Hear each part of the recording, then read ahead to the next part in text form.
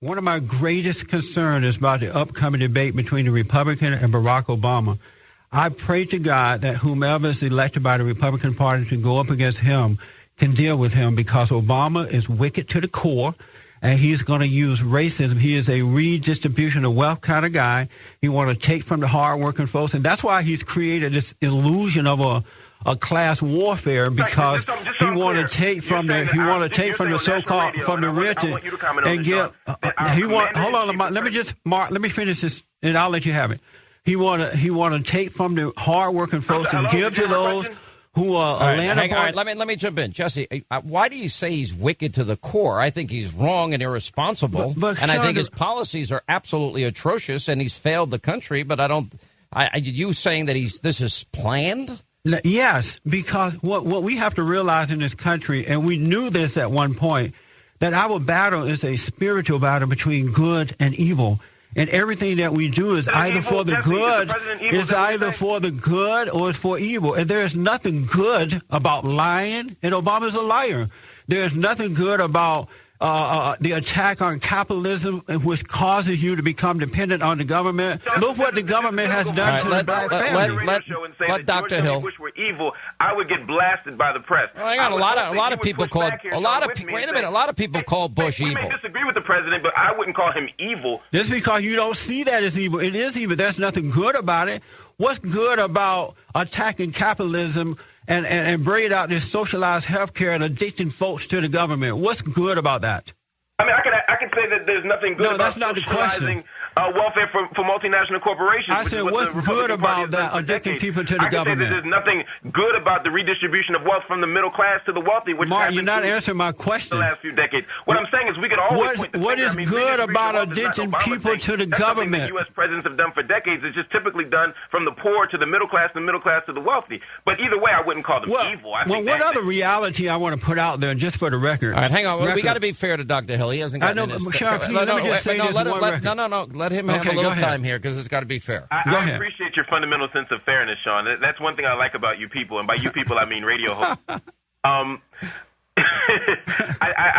think that I agree that we need a fair and balanced distribution of wealth, meaning that everyone should have equal opportunity, everyone should be able to work hard, and everyone should be able to realize the American dream. The problem is that the playing field is not level right now, and it's leveled against poor people. It's leveled against working class people. All right, let me step in. Are you, as a teacher of communism?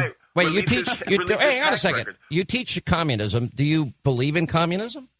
Do I believe in it in the sense, do I believe that it exists? Yeah, I believe there's communism. No, I don't believe it. Do you support? All over the country. Do you support? No. Do you support? I'm not even anti-capitalist. I just believe that markets need to be regulated. I believe that we need regulation, and I believe what we have right now is unfettered communism. And last night with Mitt Romney's tax returns is a perfect example of that. You have someone. May I clear up one thing?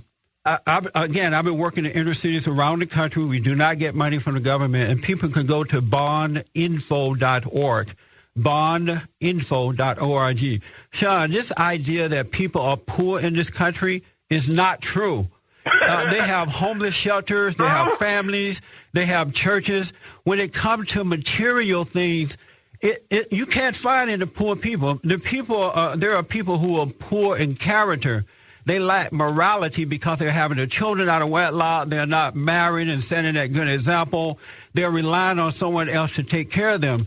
So this idea that liberals are talking about, the rich is taken away from the poor, is absolutely not true. Well, Jesse, the average person is poor in character and not in material things. One at a time, Dr. Hill. Go ahead. It shouldn't matter, but he was white. He was a veteran.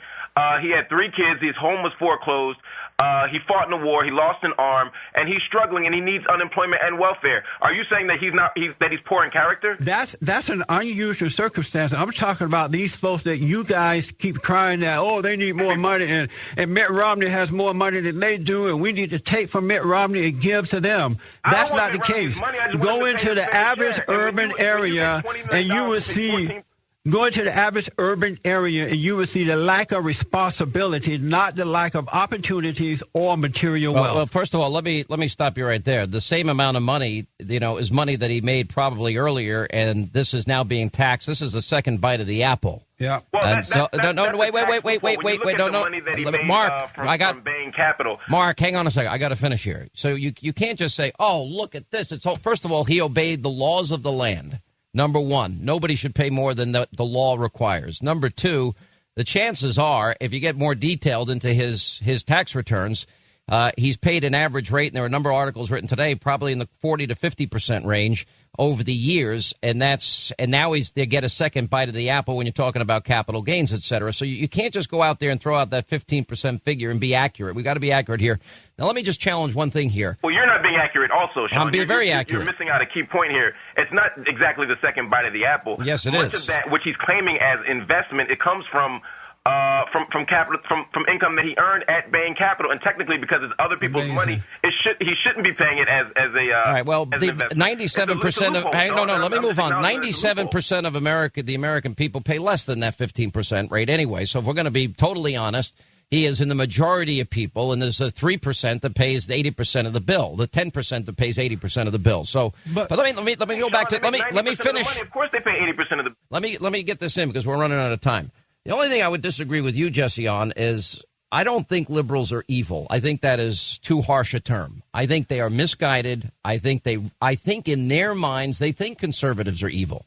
I think they think. Hang on a second. I think they are totally misguided. I think that they have convinced themselves that they're doing the right thing. I don't think $5 trillion in debt and the loss of millions of jobs does anything except prove the government cannot take over for the individual. Last word. Well, I respect that. I'm a preacher, and I see what's going on. I used to be a liberal. God forgave me after he woke me up. But when I was a liberal, while I was a liberal, these people lied to me, too. They said I couldn't make it because of racism. They said that the Republican Party was trying to keep me down because I'm black. But the same people who were saying that, such as the so-called civil rights leaders and people like Mark and others, they were doing very well in life. I got 15 seconds for Mark, and then we're out. Go ahead. They were working and doing what they want to do. Right now, Jesse, equal distribution of time. I think that I think at the end of the day, all we want is a level playing field. All I want is a place where people can be responsible and for it to be worthwhile. And that means at this moment, some of us who make a little bit more have to give a little bit more. That's why, Sean, when we go to dinner, you're paying the bill. Well, I guess we ain't going to dinner anytime soon then, because I don't go out. I never go out. But I would love to have dinner with both of you. I think it'd be a fascinating night. It'd be fun. All right, and I will pay. All right, guys, appreciate it. Right, Dr. Marc Lamont Hill, thank you. And Reverend Justice Lee Peterson, thank you, guys.